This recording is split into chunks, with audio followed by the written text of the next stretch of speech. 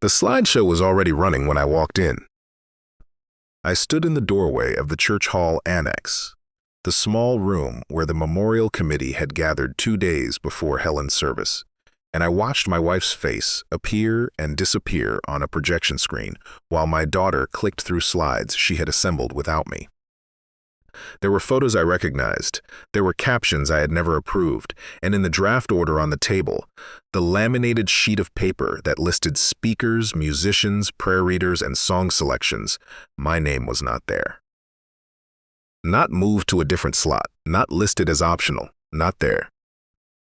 I had been married to Helen Marsh for 41 years. I coached high school football for 28 of them, which means I have stood in front of rooms full of people under pressure more times than I can count. I have given halftime speeches when we were down by 3 touchdowns.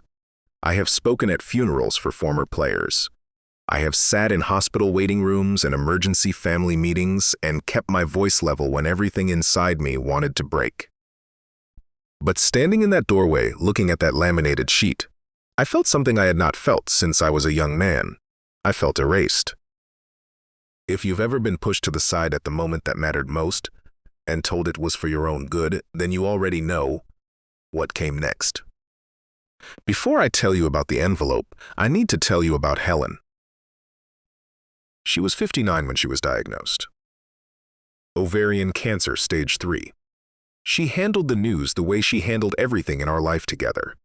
Quietly, practically, and without asking anyone to feel sorry for her. She made lists. She attended appointments with a notebook.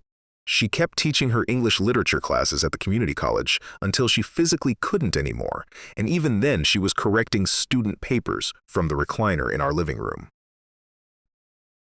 Helen was the kind of woman who finished what she started. She had been that way since the first year of our marriage. When we were living in a 2-bedroom apartment in Troy, and she was working 2 jobs and still found time to read a novel every 2 weeks. She once told me that the only failure she recognized was giving up before you understood what something meant. She applied that to literature, to teaching, and to people she loved. She applied it, I would later understand, to leaving this world on her own terms. We had one daughter, Renata. She was 34, married to a man named Craig who worked in commercial real estate. And they lived about 40 minutes from us in a house they had bought largely because Helen and I co-signed the mortgage 4 years earlier. Craig was not a bad man by any measure I could objectively apply. He was organized, reliable in practical matters, and he genuinely cared for Renata in his way. But Craig was also the kind of man who defaulted to managing situations. He liked to be in charge of the information flow. He found ambiguity uncomfortable, and he resolved that discomfort by making himself the person who clarified things. When Helen got sick, Craig appointed himself the family coordinator almost immediately. He set up a shared calendar for appointments. He created a group text chain and positioned himself as the relay point for updates. He had calls with the oncology team's patient liaison. Helen tolerated this because it kept Renata from spiraling, and keeping Renata calm was something Helen had devoted considerable quiet energy to throughout their relationship. Renata was loving and devoted and also easily overwhelmed, and when she was overwhelmed, she looked to Craig to tell her what to do.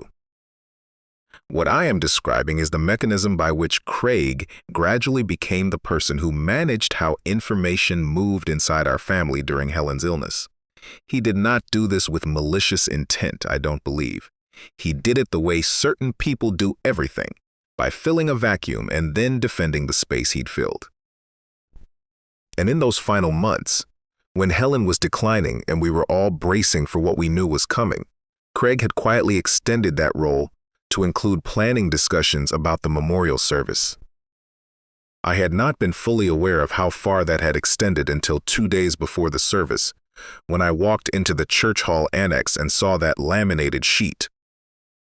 Dad.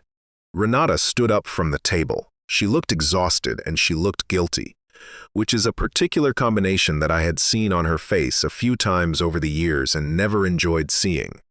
Her eyes were red at the edges and there were folders spread across the table in front of her. We were just finalizing a few things. Craig and I have been coordinating with Pastor Whitmore and the Donnelly Funeral Home, and we think we have a really beautiful program put together. I looked at the laminated sheet again. Craig was seated at the far end of the table with his reading glasses on, making a note on a legal pad. He glanced up at me briefly and then returned to whatever he was writing. "I don't see my name," I said. Renata looked at Craig. It was a quick look, less than a second, but I had been watching people in pressured rooms for a long time, and I caught it. "Dad," she said carefully, "we talked about this." We had not talked about this. We had talked about catering and flowers and whether to hold the reception at the church or at our home. We had not had a single conversation in which anyone suggested that I would not speak at my own wife's memorial service. "When?" I said. "When did we talk about this?"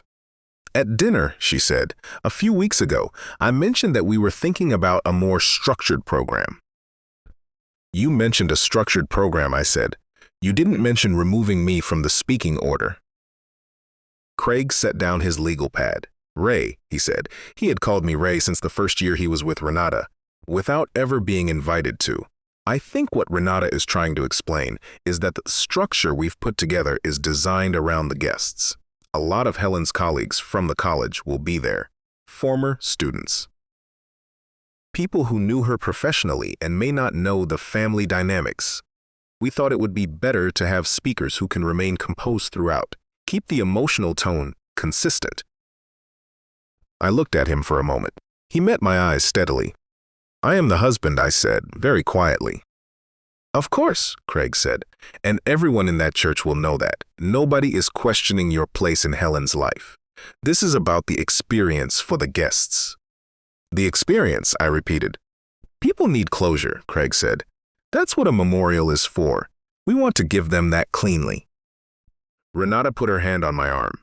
"Dad, you don't have to speak for people to understand who you were to her. You'll be right there in the front row. You'll be visible the entire time. That matters, too." I want you to understand what I felt in that moment.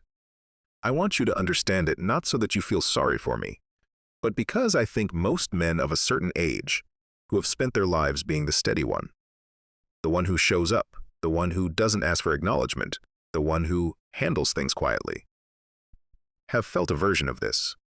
The moment when someone you love explains to you, very reasonably, why your presence is sufficient and your voice is not necessary. I did not raise my voice. I did not argue.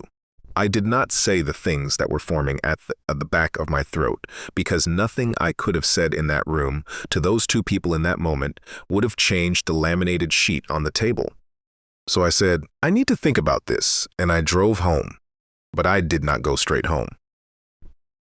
I sat in my car in the church parking lot with the engine off. Early November cold, the kind that finds the gaps in a coat and settles there. I watched two pigeons working their way across the concrete in the half-light, and I thought about nothing and everything at the same time, the way your mind operates when it is processing something too large for a single frame. What I kept returning to was not the laminated sheet. It was the look Renata had given Craig. That half-second flicker, the automatic referral, the way she had checked with him before she even knew what she was checking about. I had watched that look develop over the course of their marriage, and I had told myself it was simply their rhythm, the way couples calibrate toward each other over years. But sitting in that parking lot, it occurred to me that I had been watching the wrong thing. I had been watching Renata defer. I should have been watching what Craig had built himself to receive. I drove past the Donnelly Funeral Home on the way home without stopping. Some combination of habit and instinct. I had been in and out of that building so many times in the preceding weeks that it had become a kind of waypoint in my mind. I slowed. I looked at the dark wood facade and the small lit sign by the entrance. I kept driving. That evening, a woman from Helen's English department called to ask about service logistics. Her name was Patricia. She had driven Helen to 3 chemotherapy appointments when I had schedule conflicts quietly and had never mentioned it to me until after. She asked about parking, dress, whether it was open to former students. Near the end of the call, she said, "I'm looking forward to hearing you speak about her, Raymond. Whatever you say, is going to be exactly right. I thanked her. I did not tell her about the laminated sheet. After I hung up, I sat in the kitchen for a long time. That night I could not sleep. I lay on my side of the bed, my side which Helen and I had divided sometime in the first year of our marriage, through a process I had no memory of negotiating and could not now imagine reversing. I stared at the ceiling, and I thought about what Craig had said at the table. People need closure. That's what a memorial is for. We want to give it to them cleanly. I had spent 28 years coaching young men. I knew the particular tone of someone who speaks with full confidence about other people's needs without having asked them. It is almost always a signal that they have decided what those needs are in advance and are now defending the decision. Craig had not asked what Helen's former students needed. He had not asked her colleagues, or her neighbors, or the woman named Patricia who had driven her to chemotherapy in the rain. He had identified a desired outcome and constructed a program around it. That is not grief. That is event management. And when event management gets applied to a memorial service, what gets managed out first is usually the person whose grief is least predictable, the person least likely to stay within the lines. The husband who might cry, the man who might speak too long or say something unpolished, or let the room feel the actual weight of the loss instead of the curated version. I understood, lying there in the dark, that my anger was not really at Renata. I was worried about her. Anger and worry feel similar in the chest, but they point in different directions. I was worried that she had outsourced her grief to Craig's competence because sitting inside the actual loss required tolerating her own emotions without a structural frame around them, and Craig's approach made that unnecessary. He gave her things to do. He made her the coordinator rather than the daughter, and somewhere in that process I had been reclassified from family to complication. Helen had seen this coming. I was more certain of that with every hour that passed. The next morning I drove back to the church before I had consciously decided to. Renata was already there. Craig had a client meeting he couldn't move. She was sitting at the same table, same folders, looking considerably more tired than the day before. When I walked in, she looked up, and something in her expression changed. Not defensive, not managing. Closer to exhausted honesty. I sat down across from her. "I am not here to argue," I said. She nodded. "I want to ask you one thing," I said, honestly. Not the way Craig would answer it, the way you would. When you were building this program, were you thinking about what your mother would have wanted? Or were you thinking about what would be easiest for everyone to hold together? The silence went on long enough that I heard a car pass outside. "I was thinking," she said finally, "that if everything stayed controlled, I wouldn't fall apart in front of people." "All right," I said. "I know that sounds selfish." "It sounds like someone who is afraid," I said. "Those are different things." She looked at her hands on the table. Outside, that same car or another one passed. "Craig thinks structure helps," she said. "And usually it does, for us, for our life. But this was something else, and I think I let him apply the same approach because I didn't know what else to do with it." "I know," I said. She looked up. "I didn't mean to take it from you, Dad. I didn't think of it that way." "I believe you," I said, "because I did, and because it mattered to say so directly, without condition." I told her I was going to the funeral home. I told her what I had in my coat pocket. She didn't ask to come.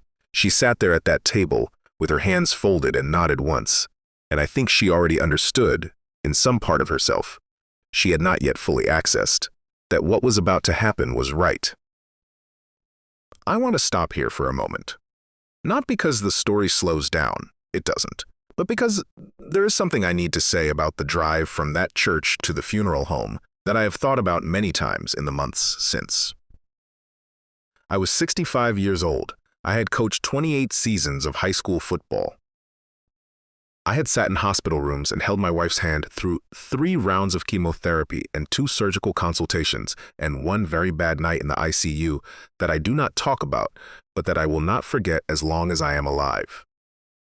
I had attended the funerals of both my parents and one of my closest friends from college. I had, in other words, been present for a significant amount of the worst that life offers.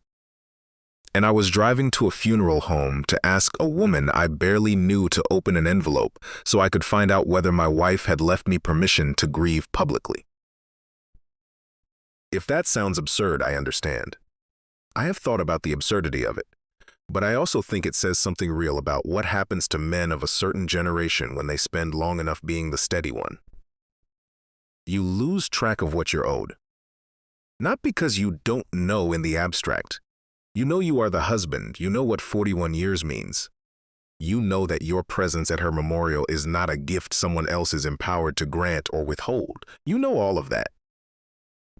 But somewhere in the decades of absorbing difficulty and not asking for acknowledgement and modeling restraint for everyone around you, the knowing gets buried under the habit. And the habit is, let someone else decide. Let someone else manage it. Stay out of the way. You can handle this quietly. Helen knew that habit better than anyone alive. She had watched it operate in every difficult season of our marriage, and she had decided in those last weeks when she still had the clarity to act on what she knew, that she was not going to leave that habit unchallenged. She had prepared for exactly this moment. That knowledge that she had anticipated this, had thought it through, had sat at her desk and written it down and sealed it with the compass rose and put it in my hands with the instruction that I would know when. That knowledge is what carried me through the door of the Donnelly funeral home and into the chair across from Margaret's desk. Margaret listened to me explain the situation without interrupting. She asked one clarifying question. Then I placed the envelope on her desk. The house was exactly as I had left it, quiet. The afternoon light coming through the kitchen window the way it always did at that hour, falling in a long rectangle across the linoleum. I sat at the kitchen table and I did not turn on the television and I did not call anyone. I thought about 41 years. I thought about the first apartment in Troy and the 2 jobs and the novels every 2 weeks. I thought about the year Renata was in middle school and Helen was fighting the school board over a curriculum decision that nobody else was willing to fight, and how I had stood next to her at that school board meeting while she laid out her argument in front of a room of people who didn't want to hear it and changed 3 of their votes. I thought about the nights during my second year of coaching, when we were in a bad stretch and I was beginning to doubt whether I had the right instincts for the job, and how Helen would sit across from me at this same kitchen table and refuse to let me talk myself into quitting. I thought about her at 55, when she finished her master's degree that she had started and set aside twice before, and the look on her face when she walked out of that ceremony. I thought about what she had said to me 7 weeks before she died. We were sitting in the living room. Some program was on the television that neither of us was actually watching. She reached over to the side table and she picked up a cream-colored envelope and she held it out to me without any particular ceremony. "Don't open this until you need it," she said. "You'll know when." I had taken it. I had put it in the inside pocket of my winter coat, which was hanging in the hall closet. I had almost said something and then decided not to. With Helen, there were moments when the right response was to simply receive what she was offering and trust that she had thought it through. I went to the closet. I took the coat from the hanger. I reached into the inside pocket and found the envelope right where I had placed it. Cream-colored stationery. Her name printed on the back flap. The wax seal in the lower corner. A small compass rose pressed in dark burgundy, slightly uneven on the left side where her thumb had slipped. I held it in my hands for a while. I did not open it. Not yet. The following morning, I drove to the Donnelly funeral home. Margaret Donnelly was the kind of professional who had done her work long enough to be unshockable. She had been kind and precise through every conversation we had had since Helen's passing, and she had a quality I respected. She answered the question you actually asked, not the one she wished you had asked. I sat down across from her desk and I said, "I need to ask you something directly. Has anything in the service arrangements been changed without my knowledge or consent?" She did not hesitate for very long. She set her reading glasses on the desk, and she looked at me directly. "Mr. Marsh," she said, "the instructions submitted at the arrangement meeting were provided by your daughter and son-in-law. You were not present at that meeting." "I was told the meeting was the following morning," I said. By the time I realized the time had changed, it was over. She nodded slowly. "I understand. Is there a speaking order on record?"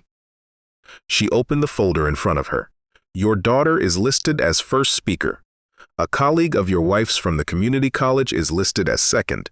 Your son-in-law is scheduled to read a scripture passage." "And me?" She looked at the folder, then she looked at me. "You're not on the list, Mr. Marsh." I reached into my coat pocket and placed the envelope on the desk between us. "My wife gave me this 7 weeks before she died," I said. "She told me I would know when to use it." Margaret looked at the envelope. She looked at me.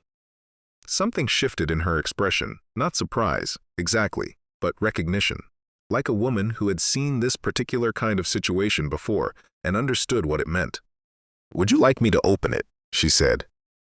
"Yes," I said. "I think that's exactly what I'd like." She broke the wax seal carefully with a letter opener, pressing gently at the edge, the way you'd handle a document that was meant to last. She unfolded a single sheet of Helen's cream-colored stationery, the kind she had kept in the small desk in our bedroom for as long as I could remember. And she read it. Her posture straightened as she read. Then she handed it to me. Helen's handwriting was precise and slightly slanted, the handwriting of a woman who had spent decades marking papers and writing comments in the margins of student work. The letter was dated the 3rd of October, 3 days before she had handed me the envelope, and it was addressed to whoever is responsible for the memorial service arrangements. She had written that she understood, as her illness progressed, that decisions about her memorial would likely be made by people who loved her, but had different ideas about what that service should accomplish. She wrote that she had no patience for a memorial designed to manage the emotional temperature of the room for the comfort of colleagues and professional acquaintances. She wrote that she had attended too many such services over the years, and had always left them feeling that the person being honored had been smoothed over, made presentable and distant, stripped of the specificity that made them real. She wrote that she did not want to be smoothed over. And then she wrote the sentence I have returned to more times than I can count. She wrote, "My husband Raymond Marsh will speak first. He will speak as long as he needs to. If he cries, that is not a problem. It is evidence that he loved me. I ask that the arrangements reflect this without exception." Below the formal instruction, she had signed her name. She had written the date. She had listed 2 witnesses, our neighbors, the Callaways, who had been at the house that afternoon and whose signatures she had collected before they left. And below all of that, in smaller letters set apart from the rest, she had written something she had not addressed to the funeral director at all. I'll tell you what she wrote, but not yet. Margaret read the letter twice. She set it down on the desk with the careful deliberateness of someone placing something important in a place where it would not be disturbed. "Mr. Marsh," she said, "this supersedes the arrangement currently on file. The service instructions as your wife left them are the instructions we will follow. I will need to reach out to your daughter to update the program." "I understand," I said. "I want to say something if you'll permit me." She took off her reading glasses entirely and set them to the side. It is not uncommon for a spouse to be edged out of the planning process. It happens more than people realize, usually under the guise of being helpful. What your wife did here was thoughtful and clear. She knew what she was protecting. I drove home and I sat in the kitchen. Renata called 40 minutes later. She was not angry. She was confused, and underneath the confusion she was something I recognized from her childhood, the look of a person who has just realized they have done something they cannot fully explain or defend. She asked why I had gone to the funeral home without telling her. I told her about the envelope. The silence on the line was long enough that I thought she had set the phone down. "Mom wrote that?" she finally said. Yes, I said. Another silence, shorter this time. I didn't know, Dad. I know, I said, and I meant it. I do believe Renata had not understood the full shape of what Craig had assembled around her. She had been managing her own grief by letting Craig manage the logistics, and she had not looked closely enough at what managing the logistics meant in practice. Craig called 20 minutes after she did. His tone was measured, the particular register of a man who has already calculated the new reality and is deciding how to position himself within it. Ray, he said, I think there's been some miscommunication along the way. Our intent was never to exclude you. We were trying to build a program that honored all dimensions of Helen's life, her professional life, her community relationships, her family. Margaret Donnelly has the letter, I said. It's on record. Of course, a pause. We'll work with whatever the funeral home has on file. He said it like he was conceding a minor point in a negotiation. I didn't respond to that. There wasn't anything to respond to. The service was 4 days later, on a Thursday morning in November. The church held around 200 people. Helen's students, some of them 20 years out of her classroom and driving hours to be there. Colleagues from the English department. People from the neighborhood, people from the years before Albany. A handful of my former players who had known her because she had fed them at our kitchen table too many times to count, and because she had always talked to them like they were worth talking to. They filled those pews. They were quiet in the way people are quiet when they are genuinely present and genuinely waiting. I had written notes on an index card and then put the card in my pocket without looking at it again. I stood at the front of that church and I talked about Helen the way you talk about someone you have known in every room of a life. Not the public version, the real one. The version who drank her coffee too fast every morning and burned her tongue and did it again the next day. The version who cried at the end of every school year and then pretended she hadn't. The version who kept a dog-eared copy of Gilead on the nightstand and read the passages so many times the spine had given out. The version who once drove 45 minutes in a snowstorm to bring one of my players a home-cooked meal after he'd broken his collarbone and was going to miss the playoffs. Not because I asked her to, but because she had decided it was the right thing to do. I talked about the compass rose. I talked about a woman who believed that leaving things clearly stated was an act of love, that precision was its own kind of tenderness. I talked about what it meant to be known by someone for 4 decades, to have your particular shape of grief understood before you had fully understood it yourself. I cried twice. Both times I kept going. When I sat down, the church held very still, not the polite stillness of an audience waiting for the discomfort to pass. The other kind. The kind that tells you something real just moved through the room. Renata spoke after me. She was composed in the way she had planned to be, and she said genuinely beautiful things about her mother. Specific, honest things about growing up in a house full of books and arguments and warmth. I listened to every word. I don't hold her speech against her. It was real. It was her grief, and it was true. But I watched her face when she sat back down next to Craig. There was something there. A slight adjustment, a private reckoning, that told me she had understood something in the last 20 minutes that she hadn't fully understood before. That what had been missing from the program Craig built was not managed incorrectly. It was missing on purpose. And that its absence would have left a specific silence that no amount of careful structure could have filled. Craig maintained his professional expression throughout the reception. He shook hands and facilitated conversations and kept himself useful in the way he always did. He said nothing to me beyond the necessary, and I said nothing to him. There was nothing useful to say. Pastor Whitmore found me near the end of the reception, standing by the window that looked out onto the church garden. He was a tall man in his late 60s, soft-spoken in the way certain people of deep faith are soft-spoken. Not quiet because they lack conviction, but quiet because they have made peace with not needing to be louder than the room requires. He said, "That was the finest thing I've heard said in this church in a long time." I thanked him. He said, Helen spoke with me in one of our last visits. She told me she was worried about you, that when the time came, you would try to disappear into what needed doing and let everyone else fill the space. I looked at him. She said you were very good at that, he continued, making yourself invisible when things got difficult. She asked me to keep an eye out, to step in if I felt you'd been pushed to the margin. I was quiet for a moment. She wrote to you, I said. She sent me a letter, about 6 weeks before she passed. She said she hoped the envelope she'd left in your coat would be sufficient, but she wanted a contingency. He paused. She used that exact word. Contingency. There it was. I had been thinking all morning that she had prepared for this moment. And she had, twice. She had left me the envelope, and she had written a letter to the pastor, and she had apparently been thinking several moves ahead even in the weeks when she was struggling to get through an afternoon without significant pain.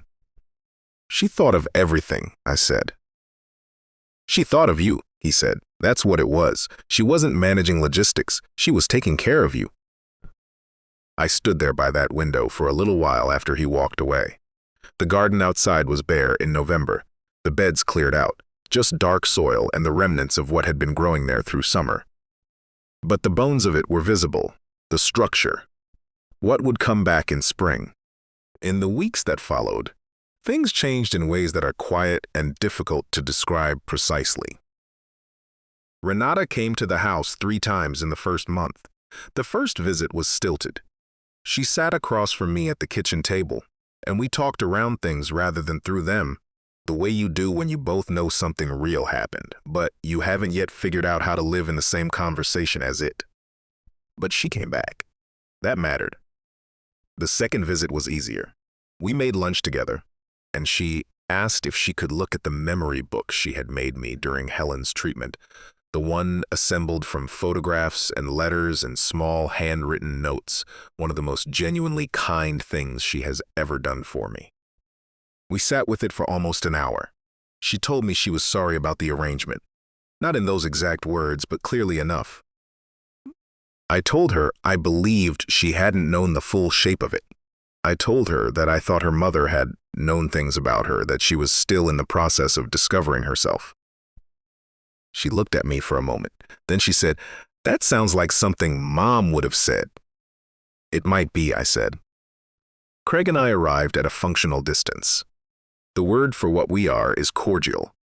We are cordial at family dinners and brief when we speak by phone and careful about how much we say to each other directly. There is a version of a relationship there, and it may grow into something more in time. I am not holding my breath, but I am also not closing the door. Helen would not have wanted me to close the door. What I keep coming back to in the evenings when the house settles into its particular quiet is the second thing she wrote. The part she addressed to me below the formal instruction, in smaller letters that were slightly less steady than the rest. The handwriting of someone writing something she was finding harder to say. She wrote, "You never needed permission to grieve. I am sorry if anyone made you feel that you did." I have read that line more times than I can count. I've read it on the bad nights and the medium nights and the occasional morning when the kitchen light comes through the window at the right angle, and I think, for half a second, that I hear her moving around somewhere in the house. She knew me well enough to know that was the thing I needed to hear, not the legal instruction, though that mattered, and it worked, and she knew it would. What she needed me to have was the permission. She had watched me absorb things quietly for 41 years. She knew I would try to do it one more time. She was telling me not to. I still have the envelope. The compass rose seal is still attached to the back flap, split from where Margaret opened it. I've pressed it back together so many times since then that it has begun to hold on its own again. Almost whole. Not quite. I coach a youth baseball clinic on Saturday mornings now. 6- and 7-year-olds who cannot reliably catch a ball but approach every attempt with absolute seriousness of purpose. Helen would have laughed at me for signing up. She always said my real skill was finding new ways to make myself useful to other people, which she meant partly as a compliment and partly as a gentle challenge to learn. when to let other people carry something for once. She was right, as she generally was. The mug she used the morning before her final hospital stay is still on the second shelf of the kitchen cabinet. I moved it once, about 6 weeks after she died, and then I put it back. Some things belong where they are. You don't reorganize them just because they're inconvenient. Whatever moment you're sitting inside right now, whatever room you've been written out of, whatever goodbye someone decided you were too much to be part of, I want you to know something. The people who love you most have often thought further ahead than you know. They have made preparations. They have sealed envelopes. They have, in their own way, refused to let you disappear just because you wouldn't fight for yourself. Helen left me a lesson in that envelope. Not just the instruction that put me back at the front of the room. The other line, the one she wrote for me alone. I am still learning to believe it, but I am learning.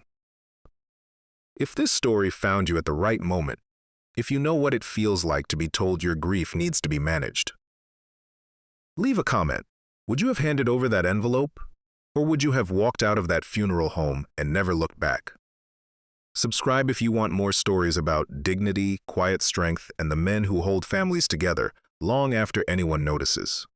Like and share if someone you love needs to hear this.